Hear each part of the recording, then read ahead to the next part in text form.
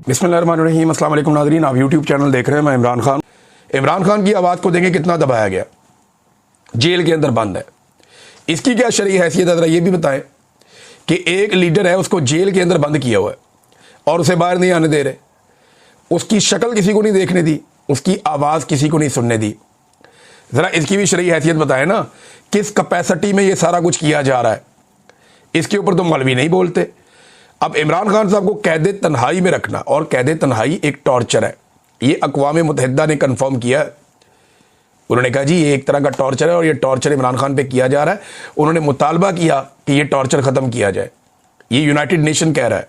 और उसके बाद जो है वो एक आलमी सतह के जाने माने वकील हैं इंसानी हकूक़ के, उनका भी ये जेरेड जेंसर, इनका भी स्टेटमेंट आया इंसानी हकूक़ के हवाले से जो इमरान खान के साथ हो रहा है। बल्कि अक़वाम मुत्तहिदा में दरख्वास्त दायर की गई है।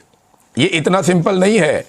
इमरान खान के साथ जो ये निज़ाम कर रहा है, इससे पहले किसी वज़ीर आज़म के साथ नहीं किया गया, किसी हुक्मरान के साथ नहीं किया गया। और अगर ये सिलसिला ना रोका गया तो पाकिस्तान की बदनामी बढ़ती जाएगी और पाकिस्तान में इस्तेहकाम नहीं आना। इस तरीके से जैसे आपने लोगों को दबाया हुआ है, इस तरीके से जैसे आपने डंडा चलाया हुआ है, इस तरीके से कभी भी किसी मुल्क में सियासी इस्तेहकाम नहीं आ सकता।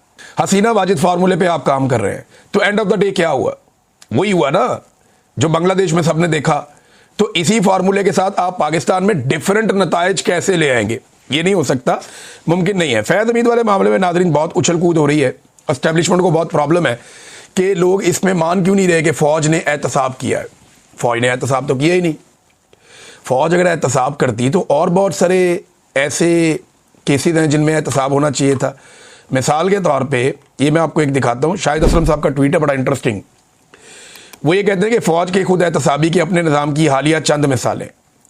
जनरल फैज़ हमीद ने 2017 में टॉप सिटी स्कैंडल में ये मुलव्वस था बंदा, फिर ये मेजर जनरल से लेफ्टिनेंट जनरल बन गया, फिर ये DG ISI बन गया, उसके बाद एडजॉइंट जनरल बन गया, फिर 2 मरतबा कोर कमांडर रहा और रिटायरमेंट के बाद अब इसके ऊपर ये केस बना के चला दिया गया। भाई इतना सारा कुछ आपने उस बंदे को नवाज दिया और उसके बाद आप दे रहे, ये फ़ौज के अंदर का तो एहतसाब ही नहीं है। जब वो फ़ौज के अंदर ड्यूटी पे था तब तो एहतसाब हुआ ही नहीं, रिटायरमेंट के बाद आपने उस पर हाथ डाला, और वो भी ज़ाती वजूहात दिखाई देती हैं। और ये आर्मी चीफ की दौड़ में शामिल था जनरल फैज़, इसको लगता था ये भी बन जाएगा। बहरहाल ये फैज़ हमीद साहब को सियासत में मुदाखलत में सज़ा दी गई, ये दावा बहुत सारे लोग कर रहे हैं। ये जो बंदा भी आपको ये कहता है ना कि फैज़ हमीद को सियासत में मुदाखलत में सज़ा दी, 2 चीज़ें उसके सामने रखे, वो देखें फैसला लाओ किधर है।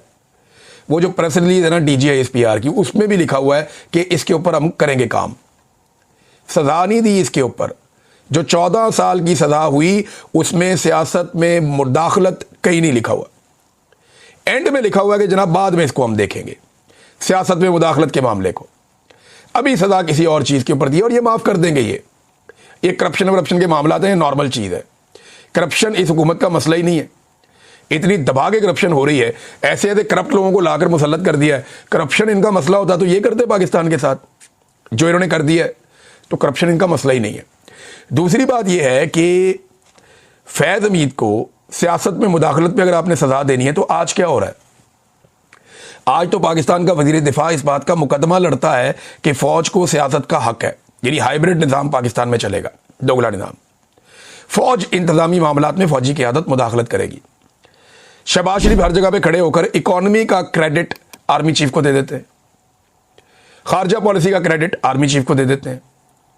बेशुमार और पॉलिसीज हैं जो आर्मी के करने का काम नहीं है, वो सियासत में या इंतज़ामी मामलात में मुदाखलत होती है, वो क्रेडिट उठ के सीधा आर्मी चीफ को दे देते हैं। इसका मतलब क्या है? आज भी फ़ौज सियासत में मुदाखलत कर रही है। अगर फैज़ हमीद ने मीडिया को दबाया था तो आज क्या किया जा रहा है? फैज़ हमीद ने अगर 5 बंदों को दबाया था ना, तो आज 50 बंदों को दबाया जा रहा है। फैज़ हमीद का एक्सीलेटर पे पाऊँ अगर 10% था ना, तो आज 100% है। इतनी आज के फैज़ हमीद के खिलाफ कौन बोलेगा? आज के फैज़ हमीद के खिलाफ कौन आवाज उठाएगा? मरे हुए फ़िरौन को तो सारे बुरा कहते हैं, मरे हुए यजीद के खिलाफ तो सारे उठ के आवाज लगाते हैं। सवाल यह पैदा होता है कि जो आज जिंदा है, जो आज जुल्म कर रहा है, उसके खिलाफ कौन बोलेगा? उसके खिलाफ कौन खड़ा होगा? ये मौलवी तो नहीं खड़े हुए। तो एक ये कहानी सुनाई गई है कि फैज़ हमीद को सियासत में मुदाखलत पर सजा हुई, नहीं हुई जनाब। ये रास्ता पाकिस्तान के जर्नैल नहीं खोलना चाहेंगे। उसकी वजह यह है कि अगर ये रास्ता खुल गया तो फिर बारी बारी सबकी बारी, तो ये बारी अभी तक तो नहीं आ रही।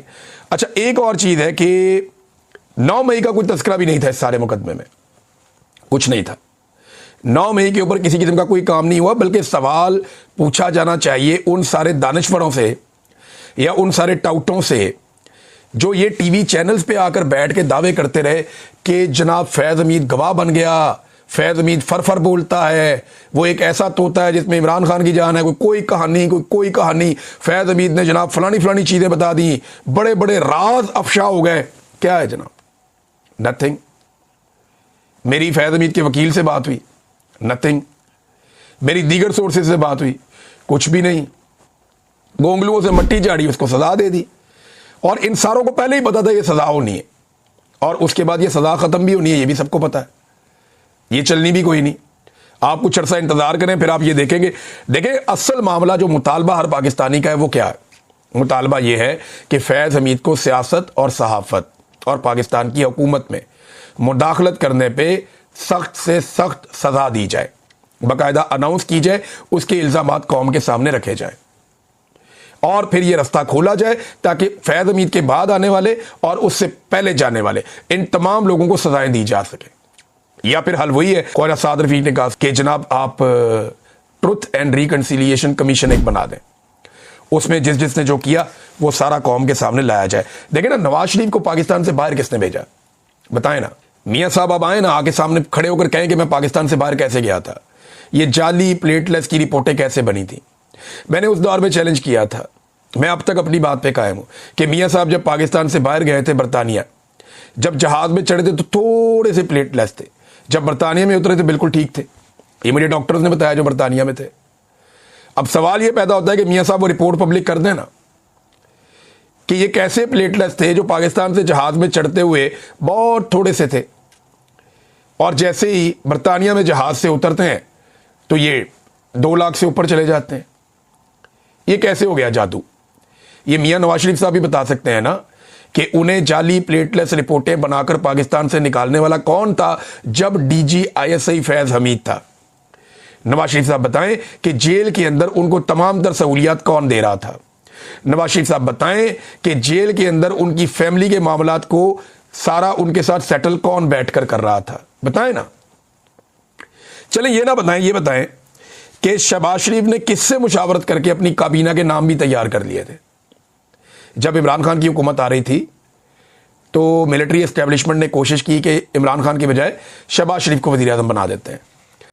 अगले वीलॉग में आपको बताऊंगा। अब तक के लिए इतनी, अपना ख्याल रखिएगा, अपने चैनल का भी। अल्लाह हाफ़िज़।